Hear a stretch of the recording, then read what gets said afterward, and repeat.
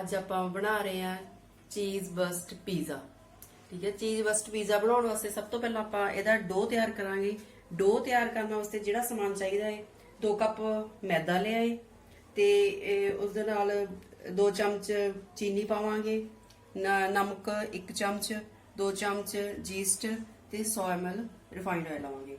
ਤੇ ਜੀਸਟ ਐਕਟੀਵੇਟ ਕਰਨ ਵਾਸਤੇ ਉਹਦੇ ਵਿੱਚ ਆਪਾਂ ਕੋਸਾ ਪਾਣੀ ਪਾ ਲਾਂਗੇ, ਥੋੜਾ ਜਿਹਾ ਗੁਨਗੁਨਾ ਜਿਹਾ ਪਾਣੀ। ਫਿਰ ਇਹਦੇ ਵਿੱਚ 2 ਚਮਚ ਚੀਨੀ ਪਾ ਕੇ ਮਿਕਸ ਕਰਕੇ ਇਹਨੂੰ 2-3 ਮਿੰਟ ਲਈ ਰੈਸਟ ਲਈ ਰੱਖ ਲਾਂਗੇ। 2-3 ਮਿੰਟਾਂ ਦੇ ਵਿੱਚ ਇਹ ਥੋੜਾ ਫੁੱਲ ਜੂਗਾ। ਤੇ ਉਸ ਤੋਂ ਬਾਅਦ ਇੱਧਰ ਆਪਾਂ ਡੋ ਦੇ ਵਿੱਚ 1 ਚਮਚ ਨਮਕ ਪਾ ਲੈਂਦੇ ਆ।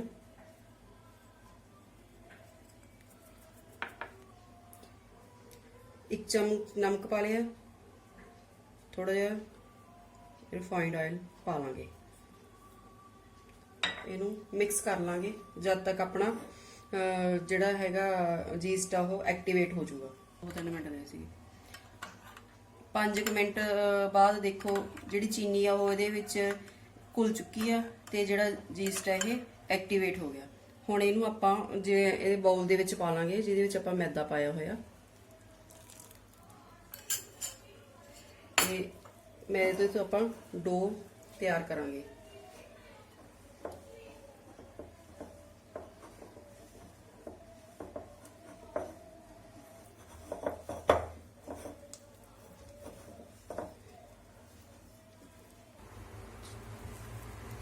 ਇਸ ਤਰ੍ਹਾਂ ਆਪਾਂ ਇਹ ਡੋ ਨੂੰ ਤਿਆਰ ਕਰਨਾ ਹੈ, ਮਸਲ ਕੇ 5-7 ਮਿੰਟ ਇਹਨੂੰ ਚੰਗੀ ਤਰ੍ਹਾਂ ਮਸਲਣਾ ਹੈ।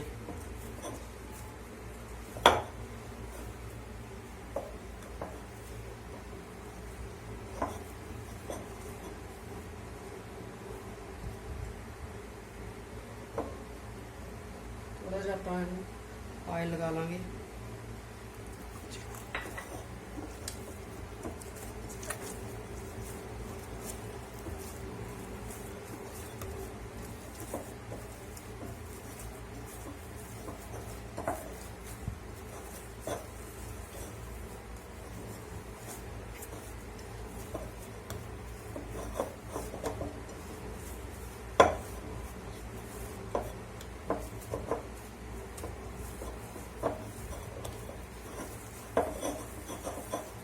ਜਿੰਨਾ ਜ਼ਿਆਦਾ ਇਹਨੂੰ ਮਸਲਾਂਗੇ ਉਨਾ ਹੀ ਵਧੀਆ ਡੋ ਤਿਆਰ ਹੋਊਗਾ।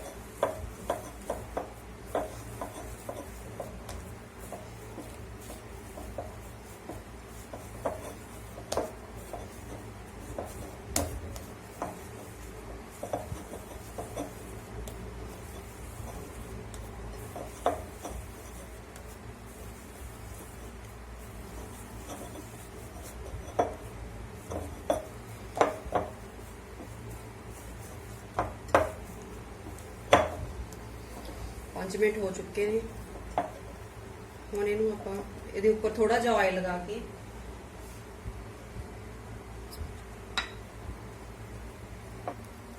ਹੁਣ ਇਸ ਬਾਉਲ ਨੂੰ ਆਪਾਂ ਕਲਿੰਗ ਪੇਪਰ ਦੇ ਨਾਲ ਕਵਰ ਕਰਕੇ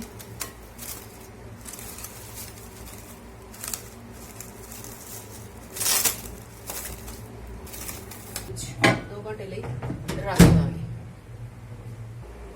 ਹੁਣ ਇਸ ਡੋ ਨੂੰ 2 ਘੰਟੇ ਵਾਸਤੇ ਬੰਦ ਮਾਈਕ੍ਰੋਵੇਵ ਲਈ ਦੇ ਵਿੱਚ ਰੱਖ ਦਿੱਤਾ ਹੈ। ਮਾਈਕ੍ਰੋਵੇਵ ਔਨ ਨਹੀਂ ਕਰਨਾ ਹੈਗਾ, ਬੰਦ ਮਾਈਕ੍ਰੋਵੇਵ ਦੇ ਵਿੱਚ ਰੱਖਣਾ ਹੈ।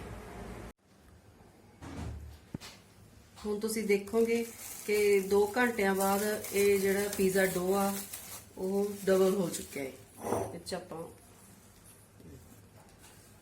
ਤੇ ਇਹਨੂੰ ਫੇਰ ਤੋਂ 5 ਮਿੰਟ ਲਈ ਮਸਲ ਲਾਂਗੇ।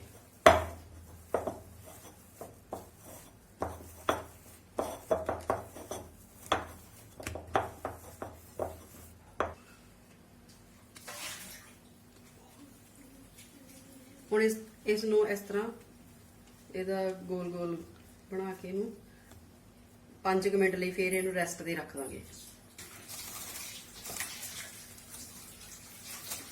जिन्ना टाइम ये रेस्ट करता ਉਹਨੇ ਟਾਈਮ ਟੌਪਿੰਗ ਤਿਆਰ ਕਰਾਂਗੇ। ਇਹਦੇ ਵਾਸਤੇ ਆਪਾਂ ਟੋਮੈਟੋ ਕੈਚਅਪ ਲੈ ਲਾਂਗੇ 2 ਵੱਡੇ ਚਮਚ, ਤੇ ਰੈਗਨੋ, ਥਾਈਮ ਤੇ ਗਾਰਲਿਕ, ਇਹਨਾਂ ਨੂੰ ਮਿਕਸ ਕਰ ਲਾਂਗੇ।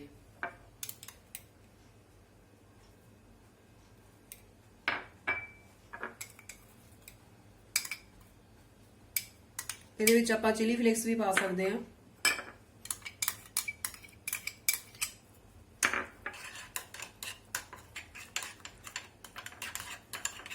ਇਸ ਤਰ੍ਹਾਂ ਇਹ ਸਾਡੀ ਪੀਜ਼ਾ ਸੌਸ, ਪੀਜ਼ਾ ਟੌਪਿੰਗ ਇਹ ਤਿਆਰ ਹੋ ਗਈ ਹੈ।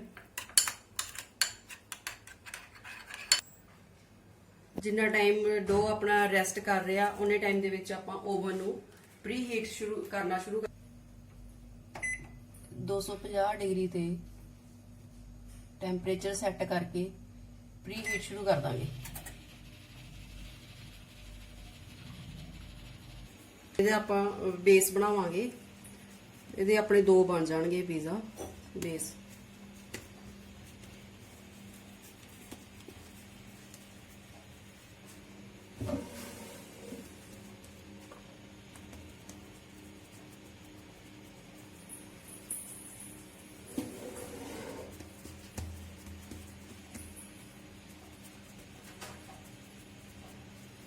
ਇਹਨੂੰ ਥੋੜਾ ਜਿਹਾ ਵੇਲਣੇ ਨਾਲ ਵੇਲ ਕੇ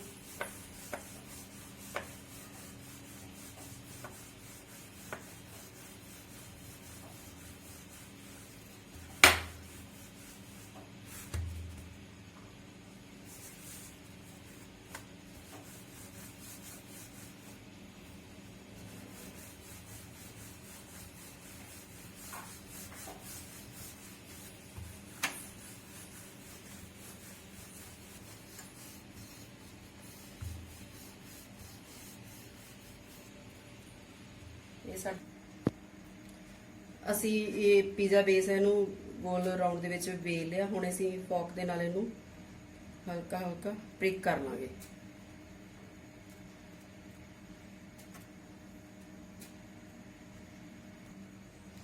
ਹੁਣ ਅਸੀਂ ਮਾਈਕ੍ਰੋਵੇਵ ਟਰੇ ਦੇ ਵਿੱਚ ਹਲਕਾ ਜਿਹਾ ਆਇਲ ਲਗਾਵਾਂਗੇ।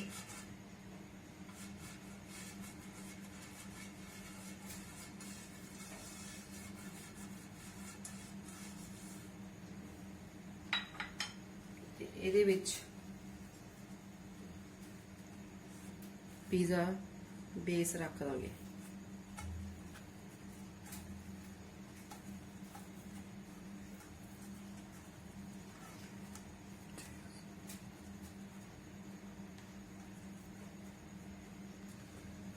ਹੁਣ ਆਪਾਂ ਚੀਜ਼ ਸਲਾਈਸ ਲੈ ਕੇ ਇਹਦੇ ਵਿੱਚ ਹੁਣ ਆਪਾਂ ਚੀਜ਼ ਦੀਆਂ ਸਲਾਈਸ ਪਤਲੀਆਂ ਪਤਲੀਆਂ ਰੱਖ ਕੇ ਹਲਕਾ ਜਿਹਾ ਪਾਣੀ ਲਗਾ ਲੈਣਾ ਸਾਈਡਾਂ ਤੇ ਇਹਨੂੰ ਇਸ ਤਰ੍ਹਾਂ ਪ੍ਰੈਸ ਕਰਕੇ ਨਾਲ ਜੋੜ ਦੇਣਾ।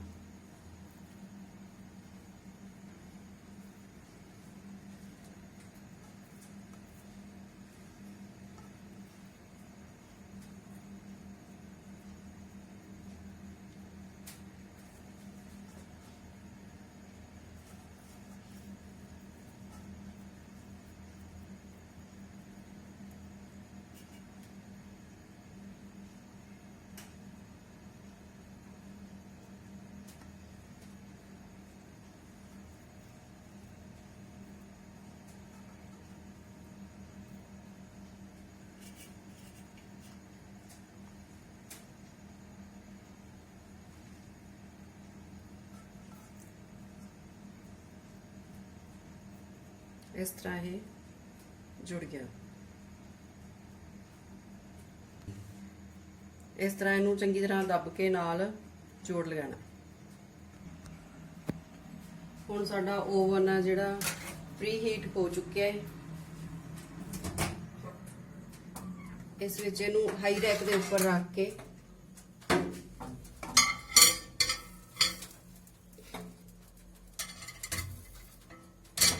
ਪੰਜ ਮਿੰਟ ਲਈ ਕਨਵੈਕਸ਼ਨ ਮੋਡ ਤੇ ਇਹਨੂੰ ਪਕਾਵਾਂਗੇ।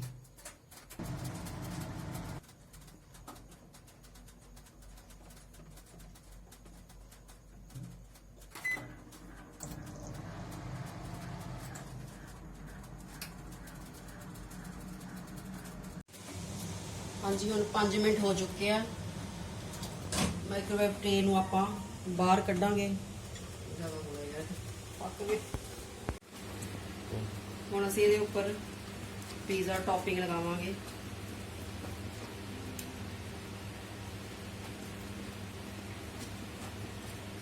ਚੀਜ਼ ਸਪਰੈਡ ਕਰ ਦਾਂਗੇ।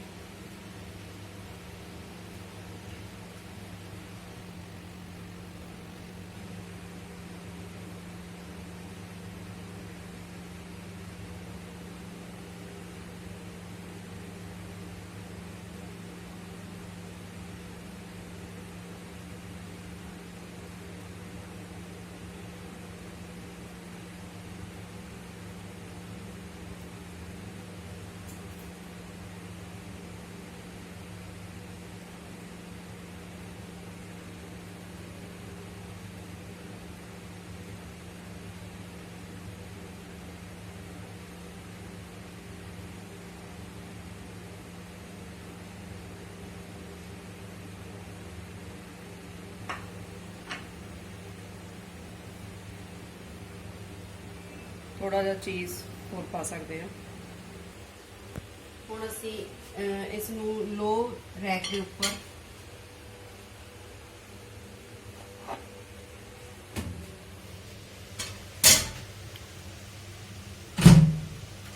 ਕਨਵੈਕਸ਼ਨ ਮੋਡ ਤੇ 180 ਡਿਗਰੀ ਦੇ ਉੱਪਰ 3 ਮਿੰਟ ਲਗਾਵਾਂਗੇ।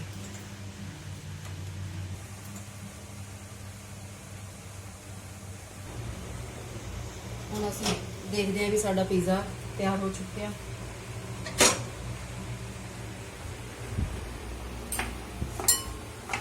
ਪਹਿਲਾਂ ਅਸੀਂ 3 ਮਿੰਟ ਲਗਾਏ ਸੀਗੇ, ਪਰ ਉਦੋਂ ਪੂਰੀ ਤਰ੍ਹਾਂ ਮੈਲਟ ਨਹੀਂ ਹੋਈ ਸੀ ਚੀਜ਼। 2 ਮਿੰਟ ਅਸੀਂ ਹੋਰ ਲਗਾਏ ਤੇ ਹੁਣ ਚੀਜ਼ ਪੂਰੀ ਤਰ੍ਹਾਂ ਮੈਲਟ ਹੋ ਚੁੱਕਿਆ ਹੈ। ਇਸ ਨੂੰ ਅਸੀਂ